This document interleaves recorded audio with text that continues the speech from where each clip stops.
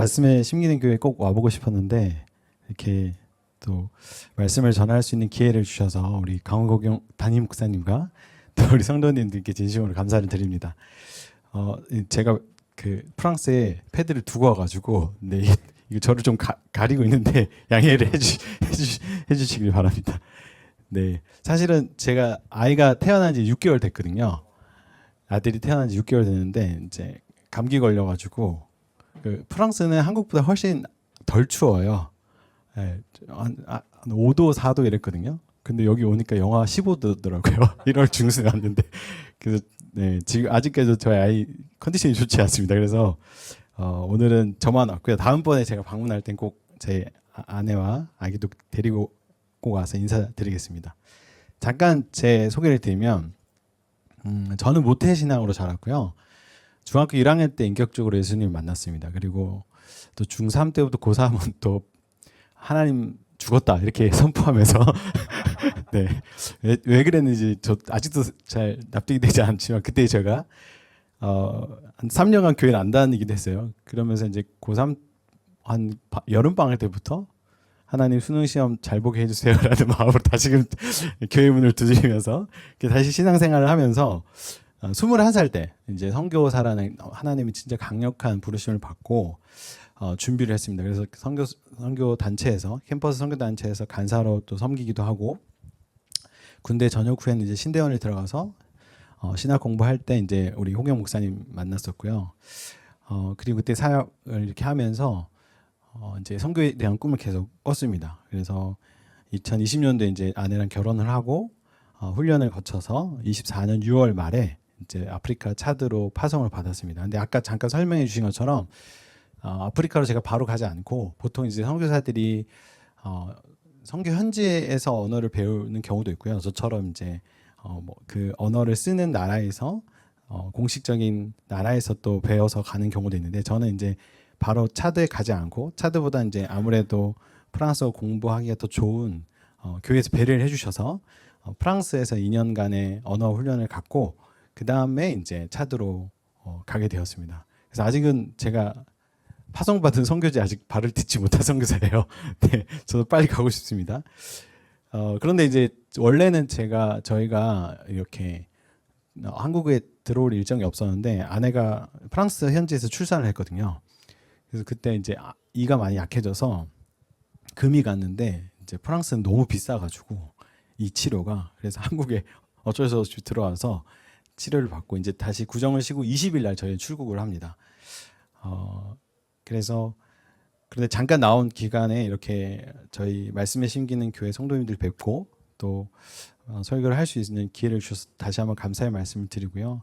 늘 기도의 힘으로 살아감을 선교의 현장에서 느끼는 것 같습니다. 오늘 말씀을 잠깐 나눠보자면 사도행전 1장 8절은 사실 너무나 잘 아는 말씀이죠. 사실 1장 8절 말씀은 사도행전 내러티브가 시작되는 어떤 목차와 같은 말씀이기도 해요. 1장부터 7장이 예루살렘 교회가 주 무대가 되고 또 8장부터 12장은 유대와 사마리아로 또 13장부터 28장은 땅끝으로 이렇게 나아가는 이렇게 지평이 확장되어져 가는 그러니까 장소가 확장되어져 가는 사도들의 복음을 전하는 어떤 장소적 확장을 나타내 주는 어떤 목차와 같은 말씀이기도 합니다. 그런데 제가 이 말씀에 대한 이해 지평이 넓혀지는 시간이 있었던 것 같아요.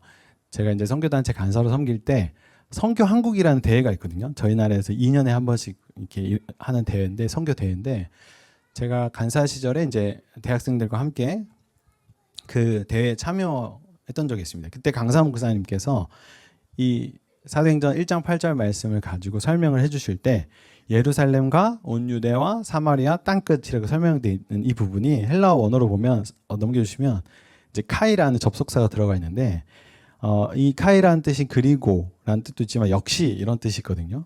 그러니까 이 원어로 이 말씀 다시 보면 예루살렘 역시 온 유대 역시 사마리아 역시 땅끝 역시 이런 뜻이 된다는 것이죠. 그러니까 이제 한 번 더 넘겨주시면 우리가 그 생각할 때 그냥 이 말씀을 그냥 처음에 받아들일 때는 그러니까 예루살렘 다 전하고 그리고 나서 이제 온 유대로 가고 그리고 나서 사마리아 전하고 땅끝을 전하고 이렇게 이제 어떤 복음이 단계적으로 확장해져 가는 개념으로 이해가 될 수 있거든요. 이 말씀을 저는 좀 그렇게 이해를 했던 것 같아요. 그런데 이제 다음 슬라이드를 넘겨주시면, 그러니까 그 목사님께서 말씀해 주신 건 이제 복음이 동시적으로 확장되어져 가야 한다. 그러니까 단계적으로 확장되어져 가는 말씀이 아니라 복음이 동시적으로 확장되어져 가는, 그러니까 예루살렘, 온 유대, 사마리아 땅끝이 동일한 무게감을 갖고 동일한 중요성을 가지고 확장이 되어져 가야 한다는 것이죠. 그러니까 예를 들어서 우리 말씀에 심긴 교회가 있는 이 대전, 유성인가요 여기가? 네, 여기 이제 유성하고 대전하고 그 다음에 이제 충청도하고 대한민국하고 땅끝으로 가는 개념이 아니라 유성도 대전도 충청도도 대한민국도 땅끝도 동시에 복음을 전해야 되는 중요성을 갖고 우리가 기도도 하고 또 관심을 가져야 된다는 거죠. 예전에 제가 이제 해외 선교를 나간다고 하면 그런 분들이 계셨어요. 아니 대한민국도 아직 예수님 안 믿는 사람이 이렇게나 많은데 뭐 그렇게 멀리까지 나가서 선교를 하려고 하냐, 복음을 전하려고 하냐. 그러면 이제 제가 그때 배웠던 것들, 성경 때 들었던 이 말씀을 하면서 그런데 예수님께서 복음을 이렇게 동시적으로 전해야 된다고 말씀해 주셨습니다. 이렇게 제가 설명을 드렸던 기억이 나요. 그래서 이제 1장에 이 약속의 말씀을 주시고 2장에 오순절날 성령이 임하잖아요. 그때 이제 제자들에게 성령이 임해서 각자 그 사람들은 갈릴리 사람들인데 여러 그 나라의 말로, 외국 말로 하나님의 큰 일을 막 이야기하는 장면이 이제 2장 9절부터 11절 나오거든요. 한 번 더 넘겨주시면 그 이제 사진 지도가 있는데, 네, 지도를 한번 보여주시면, 네, 이 지도가 보시면 이게 빨간 글씨로 된 부분이 이제 2장 9절부터 11절에 나오는 지역이거든요. 그러니까 예루살렘을 중심으로 여러분 보이시죠? 저기 예루살렘이 보이시죠? 네, 중심으로 동서남북 사방을 향해서 이제 말하자면 사방에 흩어졌던 디아스포라 유대인들이 자신들의 난 곳 방언으로, 그러니까 난 곳의 언어로 하나님의 큰 일을 듣게 되었다는 것이죠. 그러니까 하나님의 복음의 확장이 단순히 어떤 한 권역에만 머물러 있는 것이 아니라 동시적으로 확장되어져 가야 함을 가시적으로 보여주는 사건이기도 해요. 2장에 성령이 임해서 그 방언이 나온 그 사건 자체가. 네.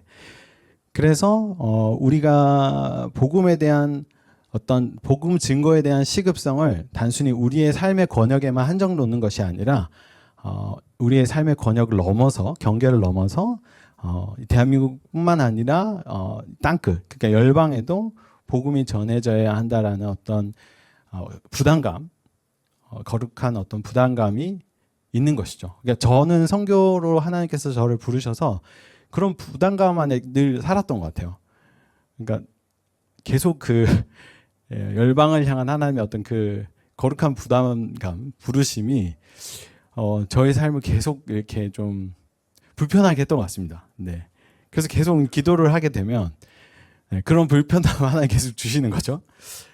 네. 그래서 우리의 어떤 우리의 삶의 권역이 넓혀지는, 그러니까 우리의 기도의 지평이 넓혀지는 것이 필요하다는 것이죠. 국내가 복음화 되는 것만큼 국외, 해외 복음화도 시급하다. 동일한 무게감과 동일한 중요성을 두고 우리가 좀 접근하고 바라보고 고민하고 기도해야 된다라는 것을 말씀드리고 싶어요. 근데 요즘 들어서 제가 이 말씀을 묵상하면서 더 다가오는 문장은 이 증인이라는 표현이에요. 증인. 그러니까 증인이란 것이 사실 좀 부담이 되죠. 그렇죠? 증인이란 말 들으면 좀 부담되잖아요. 특별히 이제 코로나 전에는 그래도 교회가 노방전도도 하고 직접적인 복음 전도를 했었는데 코로나 이후에는 이제 여러 가지 이유들이 있겠죠. 이 복음 전하는 것에 위축된 여러 가지 이유들, 기존 교회에 대한 어떤 사람들에 대한 실망감, 그리고 이 코로나 이후에 비대면이 일상 소통하는데 좀 대중화가 됐잖아요. 그러니까 요즘에 뭐 당근도 문고리로 해서 비대면으로 하잖아요. 저희 아내도 비대면으로 거래를 하더라고요. 네. 그러니까 이 직접적으로 특별히 이제 어떤 낯선 사람이 갑자기 다가와서 뭔가를 전달하는 것이 굉장히 좀 예민해진 시대 속에 살다 보니까 그럼 내가 예수를 알리는 거, 그리스도를 알리는 이 증인의 삶을 어떻게 살아야 되냐라는 고민이 있다라는 것이죠. 그리고 또 이걸 직접적으로 전하는 것이 진짜 증인인 것인가, 아니면 삶으로 살아내는 것이 증인인 것인가, 뭐 이거에 대한 고민도 있는 것 같아요. 한번 증인이 된다는 의미에 대해서 한번 같이 살펴보길 원하는데, 저는 먼저 이제 가까운 문맥인 2장에 보면 이 예수님의 약속의 말씀을 들은 제자들이 이제 모여서 막 기도하는 가운데 오순절날 성령이 임해서 이들이 막 성령 충만함을 받고 방언도 하고, 그리고 나서 이제 베드로가 설교를 하는 장면이 2장 중반부터 쭉 나오는데, 베드로의 그 증언을 여러분 잘 들여다보시면 베드로는 예수님의 십자가와 부활 그리고 승천하심을 선포합니다. 그리고 이제 막 뭐 혼내키죠. 유대인들에게 너 회개해야 된다 막 이렇게 얘기하고. 근데 이제 그 장면을 잘 들여다보면 저는 이제 이 베드로가 굉장히 복음에 능통한 사람이다라는 것을 느끼게 돼요. 말씀을 보면서. 그러니까 이 구약에서 약속된 이 메시아 예수 그리스도, 그 예수 그리스도의 십자가 사건과 부활이 갖는 의미, 그것을 굉장히 잘 이해하고 증거하고 있다. 그러니까 복음에 능통한 자라는 거예요. 근데 제가 이제 캠퍼스 간사로 섬길 때, 처음에 초년차 때 그 저희 대표 간사님께서 저한테 너 복음에 대해서 A4 한 장에 써보라는 거예요. 그래가지고 너무 당황스러웠어요. 갑자기 뭐 밑도 끝도 없이 뭐 사전에 좀 이렇게 뭐 정보를 좀 주시던가, 갑자기 뭐 이렇게 쪽지 시험 보는 거 마냥, 기습 쪽지 시험 보는 거 마냥 복음에 대해 써보라고 뭐 A4 한 장에 써보라고 하시는 거예요. 그래서 제가 그때 3분의 1도 못 채웠던 것 같아요. 막 되게 부끄럽더라고요. 근데 우리가 예수님을 믿고 예수님을 신뢰하고 예수님을 따른다고 고백하지만, 정작 우리가 예수님에 대해서 복음에 대해서 적어보라고 한다면 사실 A4 한 장을 빽빽하게 채우기가 힘들 거라고 말씀드리고 싶습니다. 아마도 근데 말씀에 심기는 교회 성도님들은 2장 정도 채우실 것 같은데 우리 목사님 워낙 잘 훈련시켜 주셔서. 근데 실제적으로 제가 청년 사역을 그래도 좀 오래 했는데, 청년 사역을 하면서 느끼는 건 우리 청년들이 자기가 믿는 대상, 그리고 그 대상이 어떤 일을 하셨는지에 대해서 사실 되게 빈약한 이해를 가지고 있어요.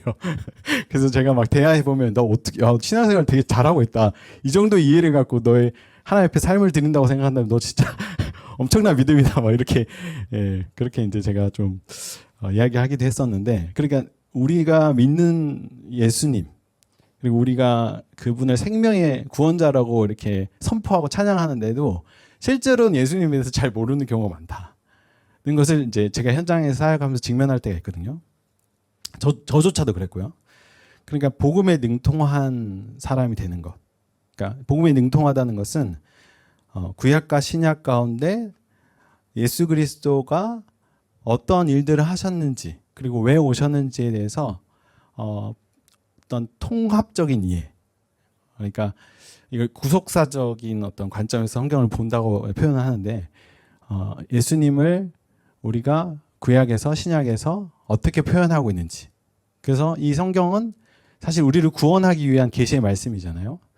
그러니까 이 성경의 말씀을 통해서 우리가 예수님이 어떠한 분인지를 묵상하고 또 우리 삶 가운데 적용하고, 그러니까 이런 복음에 능통한 사람이 되기 위한 애씀이 성도에게 필요하다는 것이죠.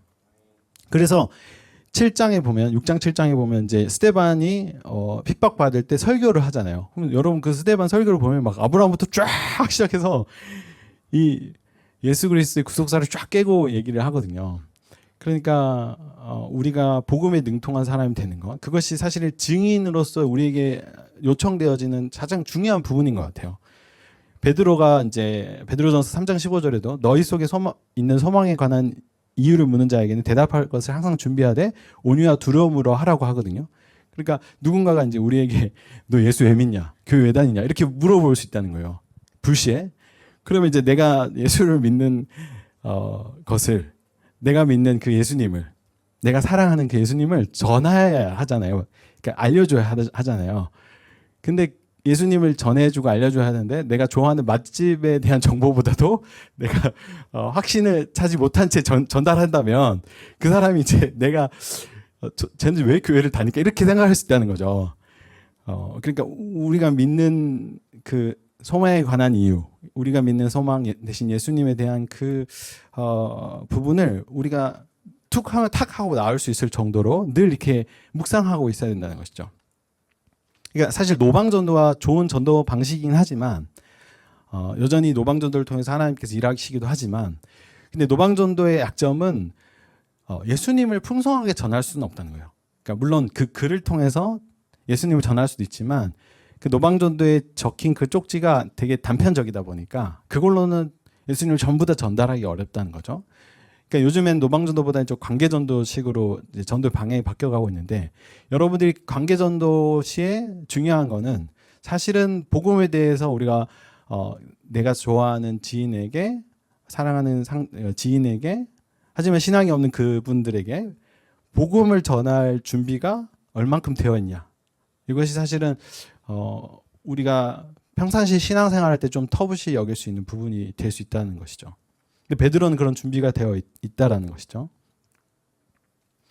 그리고 이제 두 번째 부분은 예수님을 말씀을 통해 이해하고 그분에 대해서 우리가 잘 아는 것.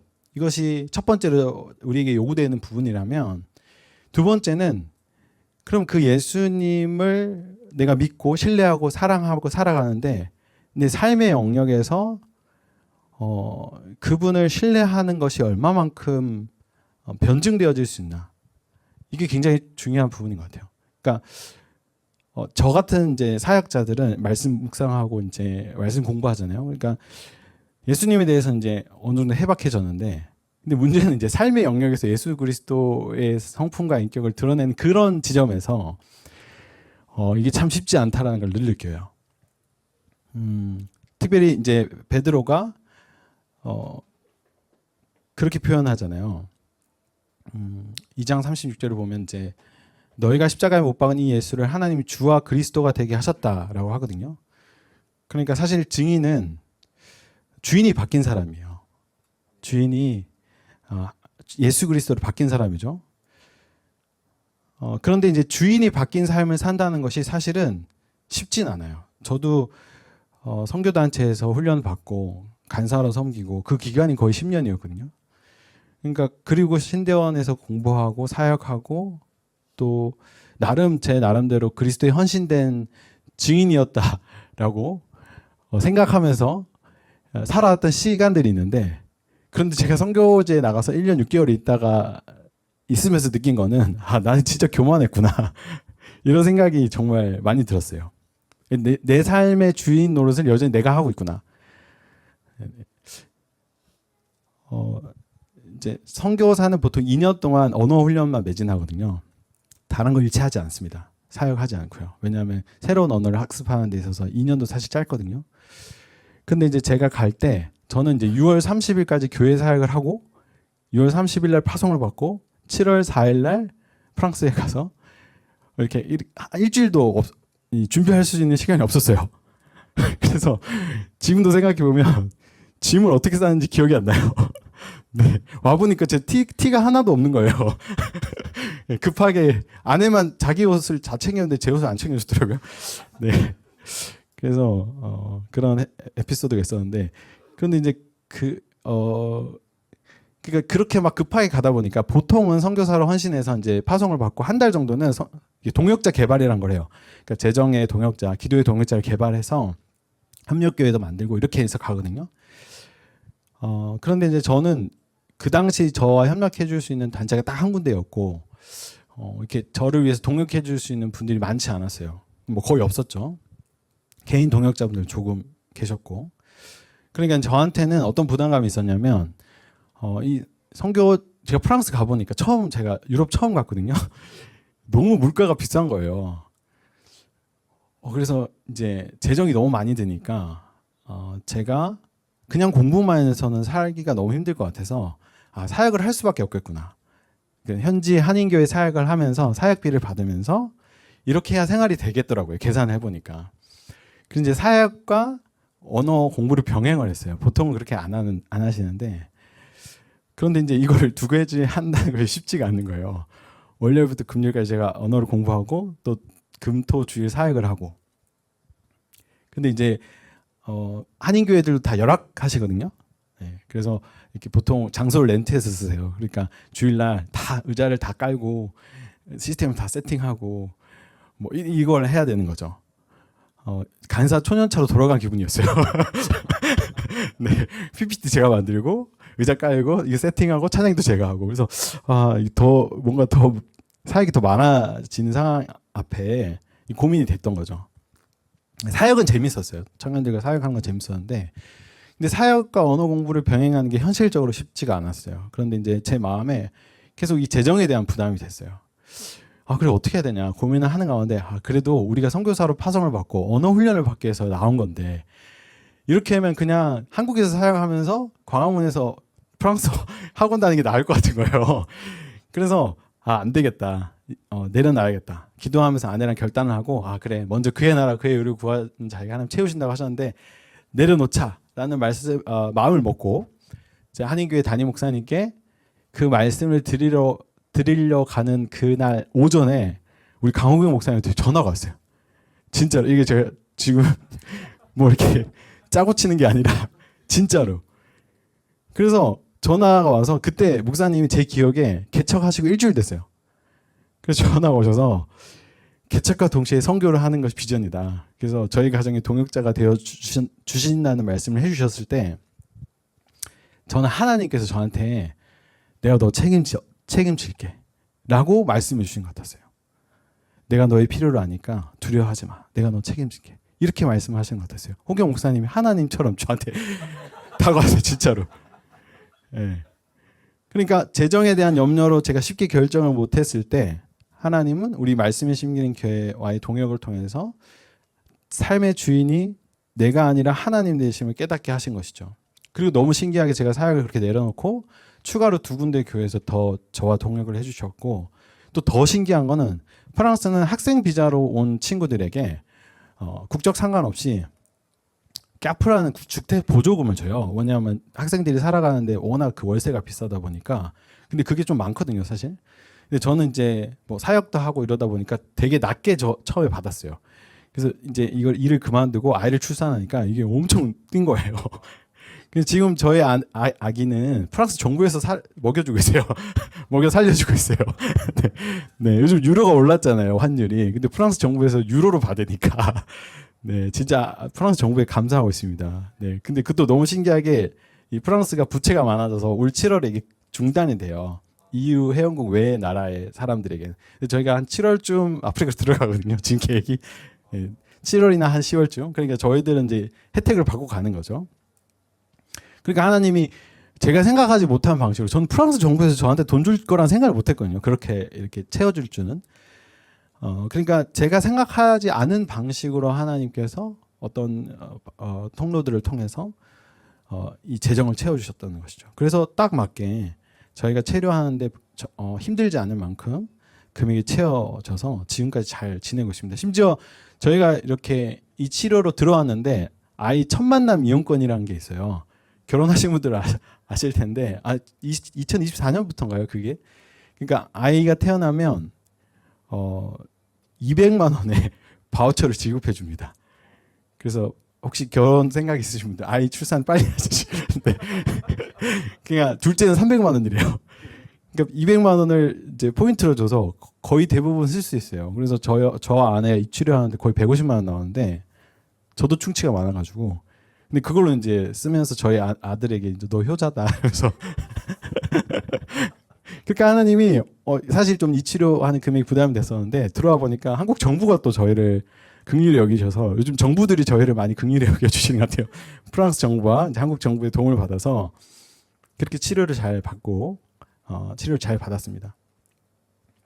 그러니까 이제 증인이라는 것은 사실은 내 방식, 내 생각, 내가 지금까지 살아왔던 노하우를 신뢰하는 사람이 아니라 예수 그리스도를 주인 삼고 그 말씀에 온전히 순종해서 그 방향성이 내가 생각하는 방향과 다른 방향일지라도 좀 미련해 보이는 선택일지라도 그걸 신뢰하는 사람인 것 같아요. 그러니까 마치 베드로가 밤새 수고하며 자신의 노력으로 물고기를 잡아보려 했지만 못 잡았잖아요. 깊은 곳에 가서 그물 던지라는 말씀에 순종했더니 엄청 고기를 많이 잡았단 말이에요. 근데 그때 누가복음 말씀 보시면 베드로가 예수님 감사해요라는 말을 하지 않고 예수님 앞에 엎드려서 주여 나를 떠나소서 나는 죄인이로소이다 이런 표현을 한단 말이에요. 그러니까 그 말은 베드로가 물론 이제 이후에 베드로가 막 예수님 부인하기도 하고 했지만 그 순간만큼은 베드로는 그걸 직면한 거예요. 어떤 걸 직면했냐면 정말 위대한 주님, 위대한 하나님, 내 앞에 계신 예수님은 나와는 차원이 다른 분이구나. 그러니까 사실은 예수님을 주인 산다는 말은 다른 표현으로는 내가 종됨을 인식하는 거군요. 그러니까 내 위치를 인식한다는 거죠. 내가 주인인 줄 알았는데 알고 보니까 내가 주인이 아닌 거야. 예수님 딱 만나고 나니까 예수님이 주인이고 나는 그냥 예수님 발 앞에 엎드려야 될 종이라는 거예요. 그러니까 이건 사실은 이 성경의 창조주 하나님 그리고 피조물인 우리의 관계를 잘 보여주는 거예요. 피조물은 의존적 존재잖아요. 피조물이란 정의 자체가. 그러니까 우리의 삶 가운데 어떤 돌풍이 불어서 내 경험과 내 노력과 내 열심이 깨트려지는 순간이 있어요. 그리고 하나님 말씀을 신뢰했더니 그 말씀이 오히려 내 모든 경험, 노력, 열심을 뛰어넘어서 역사하는 반전이라고 하는데 하나님의 뭐 역전이라고 하는 표현을 하시죠. 그러니까 그런 경험들을 해버리면 내 포지션에 대한 이해가 생긴다는 거예요. 나는 종이고 그분이 주인이구나. 그러니까 증인이라는 것은 자기가 어떤 위치에 있는지를 제대로 인식하는 사람이거든요.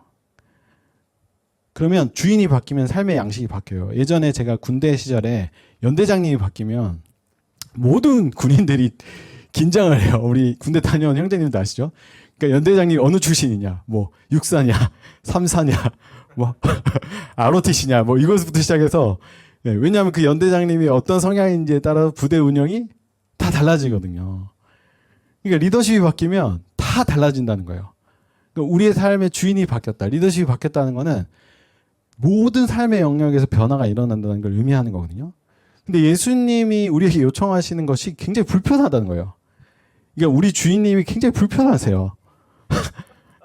좀 불편하지 않아요? 예수님 막 오리를 걷고자 하는데 심리 가라 그러고 겉옷 달라고 하는 자의 속옷까지 내어주라고 그러고 오른밤을 치면 왼밤을 돌려대라고 하고 막 원수를 사랑해라고 하고 우리는 막 어떻게든 얻어내는데 치열한 삶을 살아가려고 하는데 예수님이 막 어떻게든 주는데 치열하게 만드시니까 이거는 굉장히 좀 부담스러운 주인이라는 거죠. 그런데 그 주인의 말씀에 순종할 때 거기서 임하는 하나님의 평강과 은혜가 있다는 거예요. 저는 오늘날 시대는 우리의 신앙이 세상으로부터 변증되어지고 그리고 설득력 있게 드러나는 지점이 내가 주인을 누구로 섬기고 있냐라는 지점에서부터 시작된다고 말씀드리고 싶어요. 그러니까 죄악된 세상은 하나님으로부터 독립하고자 하거든요. 성경은 하나님으로부터 독립하려고 하는 것을 죄라고 규정하는데 그러니까 창조주 하나님으로부터 어떻게든 멀어지려고 하고 어떻게든 스스로가 자신의 삶의 통치자고 주인이 되려고 한단 말이에요. 예레미야 2장 13절을 보면은 이스라엘 백성들이 잘못한 거 두 가지가 있는데 그게 뭐냐면 한 가지는 그들이 생수의 근원 대신 나를 버린 것과 스스로 웅덩이를 판 것이라고 얘기해요. 그러니까 우리는 맨날 생수의 근원이 예수님이라고 고백은 하지만 실제적으로 우리의 생수의 근원이 예수피가 아니라 코스피 이렇게 죄송합니다. 네, 제가 나이가 이제 제가 올해 40이라 가지고 네, 우리 청년들 이런 거 안 좋아하는데 네, 네. 한 번만 더 할게요. 예수피 말고 코스피. 네, 이렇게 자꾸 묵상이 되는 거죠. 저는 심지어 주식을 살 돈도 없고 주식을 사지도 않았는데도 코스피를 내가 묵상하고 있더라고요. 그때 S전자를 내가 왜 안 샀을까? 돈도 없었는데. 네, 뭐 이런 것들. 그러니까 우리는 끊임없이 우리가 생수의 근원을 발견할 수 있고 심지어 우리가 생수의 근원이라고 착각하고 스스로 웅덩이를 막 판단 말이에요. 근데 예수님은 그걸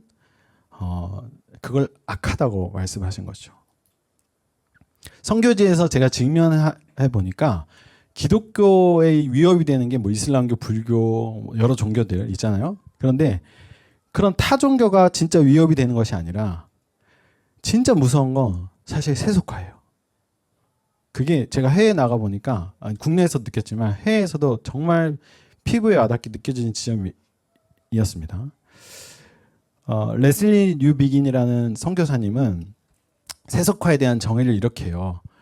복음이 공적 진리로 들리지 않게 된 문화적 상황이라고 얘기하거든요. 그러니까 하나님의 복음이 이 진리가 아니라는 거예요. 뭐 어떤 영역에서든. 그러니까 그 하나님 말씀을 부정한다는 거죠. 그러면 세속화에 대응하는 성도와 교회의 태도는 무엇이냐? 그건 복음을 말하고 보여주고 해석하고 살아내는 거거든요. 그러니까 제가 아까 이제 지평이 확장됐다고 했잖아요. 이걸 단계적인 것이 아니라 동시에 접근해야 되는구나. 그러니까 증인이 우리에게 요청되는 지평의 확장은 복음으로 살아내는 권역이, 그러니까 장소가 교회 안에서만이 아니라 혹은 우리 가정 안에서만이 아니라 내가 접하고 있는 삶의 모든 영역이라는 거예요. 그러니까 정치, 경제, 문화, 뭐 학문, 직장 모든 영역에서 우리가 증인됨을 요청받는다는 거예요. 근데 그건 결코 쉬운 것이 아니에요. 주인을 잃어버린 세속 사회는 경쟁, 개인주의, 소비주의 이런 것들을 우리에게 끊임없이 요구한단 말이에요. 그렇게 하지 않으면 도태된다고 얘기하죠. 근데 이제 성도와 증인된 교회는 그럼 어떻게 거기에 대한 반응을 해야 되냐? 우리는 거꾸로 가야 한다는 거죠. 그러니까 역설적으로 경쟁을 부추기는 사회에서 우리는 오히려 우리의 것을 포기함으로, 심지어는 우리 것을 앗아간 사람을 용서함으로, 그러니까 그런 역설적인 방법을 선택해야 된다는 거예요. 철저히 개인주의화되는 상황에서 모이기에 더욱 힘쓰는 그런 공동체로, 그런 방식으로 대응해야 한다는 거죠. 약자를 환대하는 그런 문화들을, 그런 것들에 대해서 터부시하는 세상 속에서 우리는 예수님의 가르침을 통해서, 그러니까 우리를 불편하게 하는 그 주인의 말씀에 순종하는 삶이 증인에게 요청이 된다는 거예요. 근데 그게 저는 이렇게 말씀드리고 싶어요. 그 1장 8절에 보면 내 증인이 되리라 이렇게 얘기하거든요. 되리라. 그러니까 되리라는 말은 내 노력과 내 열심이 나를 증인으로 만드는 것이 아니라 오직 성령이 너에게 임하시면 너희가 권능을 받고 내 증인이 된다는 말씀이거든요. 그러니까 성령님이 우리를 증인으로 만들어 가신다는 거예요. 여기에 사실 우리에게 위로와 은혜가 있는 것 같습니다. 제가 신대원 다닐 때 교수님이 이런 말씀 하셨어요. 세상에서의 통치 방식은 빼앗습니다. 그리고 억압이다. 그런데 하나님의 통치 방식은 아들을 주심으로 성령을 주심으로 통치하신다고 하셨어요. 그러니까 주님은 우리에게 주시고 통치하시는 분이에요. 아들을 주시고 성령을 주시는 거죠. 그러니까 성령을 통해서 아들 대신 그리스도와 우리가 연합하게 하고 내 죄를 그리스도께서 가져가시고 그분이 이루신 의가 우리 것 되게 하시는 그 연합 속에서 우리는 죄사함을 얻고 참된 구원을 통해 자유함과 은혜를 만끽하게 되잖아요. 그러니까 성령의 통치를 받고 아들 대신 예수 그리스도의 연합이 우리 안에 일어날 때, 십자가의 피 흘리심과 부활의 능력으로 우리가 살아갈 때, 그때 우리에게 증인되어 살아갈 수 있는 진짜 힘이 부어진다는 거죠. 제가 원래 좀 짧게 준비하려고 했는데 자꾸 길어져요. 죄송합니다. 그러니까 이 십자가의 사랑, 예수 그리스도의 부활의 능력, 이것이 정말로 사실은 세상이 볼 때 미련한 거거든요. 근데 성도에게는 되게 능력이에요. 제가 사실은 저희 아내가 최근에도 그런 얘기를 하는 거예요. 내가 당신을 사랑해서 차도로 간 게 아니야. 나는 하나님을 사랑해서 아프리카 차드까지 가는 거야. 갑자기 그런 얘기를 해서 제가 또 긴장을 했죠. 내가 뭐 잘못한 게 있나? 차를 타고 가는데 제 뒤에 앉아서 내가 분명히 잘못한 게 없는데 왜 이런 말씀을 하실까요? 우리 아내님이. 그러니까 하나님을 사랑해서 설득되어지는, 그리스도의 십자가와 그분의 그 크신 사랑에 설득당해져서 역설적인 삶의 방향으로 내가 내 삶이 틀어져 가는 것들이 경험되어지는 것. 그러니까 이게 사실 증인이 가는 특권이라고 저는 말씀드리고 싶어요. 저는 사실은 이 아들을 낳고 아들을 낳아 보니까 아들을 주셨다는 게 이게 정말 이게 불가능한 일인데 저 아들 못 줄 것 같거든요. 그러니까 하나님이 아들을 주셨다는 사실 너무 새롭게 다가오는 거예요. 사실 전부를 주신 것이죠. 그 전부를 주신 그 하나님의 은혜가 사실은 우리 의지에 선행한다는 거예요. 칼빈이 얘기한 것처럼 우리의 의지에 선행하는 하나님의 은혜가 있다는 거예요. 여러분이 매주 교회에 와서 예배를 드리고 증인되어져서 살아가야 한다는 어떤 부담감을 느끼는 어떤 그런 과정 속에서 우리는 우리의 의지가 먼저 선행해서 그 일을 하는 것 같지만 그게 아니라는 거예요. 성령을 통해 우리에게 부어주신 그리스도의 은혜가 우리의 의지에 선행해서 그 일을 하게 하시는 거예요. 그러니까 하게 하시는 은혜가 있어요. 이게 좀 어려운 표현인데 하게 하시는 은혜가 있어요. 전하게 하시는 은혜가 있고 증거하게 하시는 은혜가 있어요. 그러니까 증인이라는 것을 역할로 이해하면 안 돼요. 이건 정체성이라는 거죠. 그분과의 연합 속에서 하지 않고는 못 배기는 거. 그러니까 제가 아들을 낳아보니까 아들이 너무 귀여운 거예요. 막 사진 찍어서 사람들한테 알리지 않고는 못 배기는 거. 우리 부모님한테 사진을 안 보내드릴 수가 없는 거예요. 그러니까 그런 관계라는 거예요. 너무 주님을 사랑하면 안전하고는 못 배긴다는 거예요. 어떻게든 전하고 싶은 거예요. 예. 저도 늘 그런 상태이길 원하는데 잘 안 되긴 하지만. 그러니까 사랑하고 좋아하고 이러면 하다못해 내가 사랑하는 돼지갈비도 잘하는 집 있으면 전하고 싶은데 어떻게 예수님 당연히 그런 마음 들겠죠? 그러니까 그런 하나님과의 친밀함이 우리를 담대하게 만들거든요. 담대하게 복음의 증인으로 살아가도록 만든다는 것이죠. 그래서 사실은 저는 증인됨에 초점을 두는 것도 중요하지만 자녀됨에 초점을 두는 것이 먼저 필요하다고 생각이 들어요. 성령을 받는 자가 자녀된 거거든요. 인치심을 받고. 그러니까 자녀됨은 우리의 정체성이잖아요. 그렇다면 증인이라는 정체성을 우리가 자연스럽게 좀 이해가 생기지 않을까. 그러니까 그분을 전하지 않고는 못 배기는 어떤 자녀가 된다는 거예요. 너무 우리 예수님이 좋으니까. 사랑하는 성도 여러분, 제가 사진을 보여드리기 원합니다. 이 자매님은 막기과예요. 그러니까 제가 학원에서 만난 친구인데 저보다는 더 높은 반에 계시는 분이에요. 근데 이분은 일본 분이시고 제가 87년생인데 88년생 자매님이에요. 근데 이제 같이 막 꽃돌도를 부르고 있었는데 네. 근데 이제 저희 집에 초청을 해서 같이 이제 교제를 나눴는데 그때 이제 저희 반에 제가 한 그 일본인 자매가 있었는데 아유카라는 자매가 있었어요. 그 자매를 저희 아내와 기도하면서 좀 전도를 하려고 했는데 마침 같은 학원에 그리스도인 일본인 자매가 마키코라는 자매가 있어서 같이 그 두 자매를 초대해서 이렇게 교제하고 막 고기도 구워 먹고 막 이랬던 장면인데 근데 이제 마키코가 이 증인이에요. 그러니까 20살 때 예수님을 인격적으로 경험하고 일본에서 예수님 만나는 게 쉽지가 않거든요. 예수님 인격적으로 경험하고 20대 후반에 갑자기 20대 후반이 아니죠.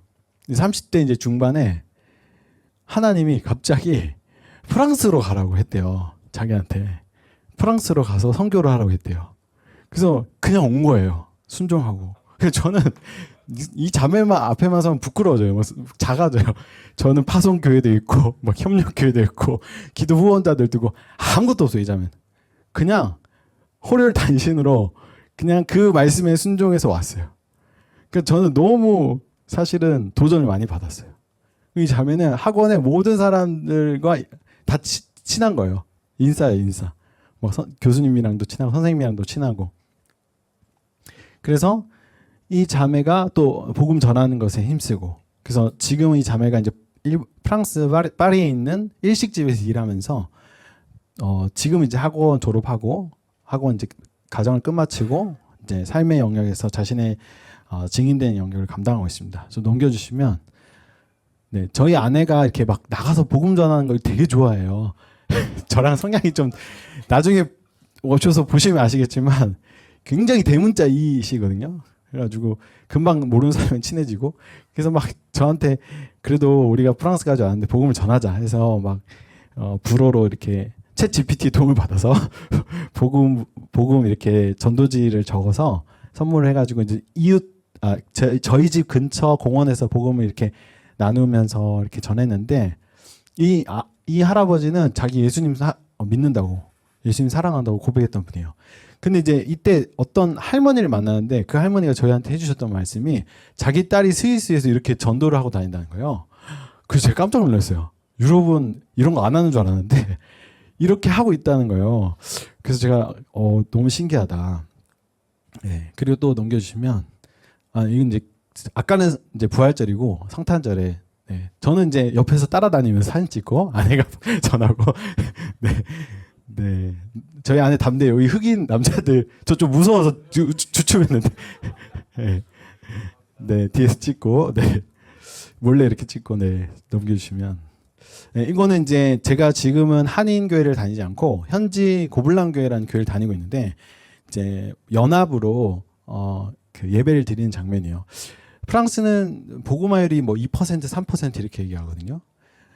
그런데 이제 이때 그 지역에 10개 교회가 연합해서 예배를 드렸는데 한 500분 정도가 참석해서 같이 예배를 드렸어요.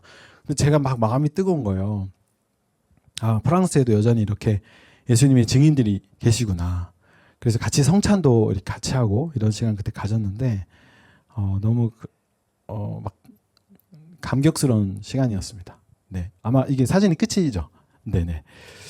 사랑하는 성도 여러분, 저는 좀 두서없이 말씀드려서 죄송해요. 제가 우리 호경 목사님처럼 이렇게 막 논리 정연하게 잘 못해요. 저는 네, 막 이렇게 네, 약간 부대찌개 같은 사람이라서 네, 그래서 좀 제 두서없이 전개되는 설교를 잘 들어주셔서 경청해 주셔서 감사합니다.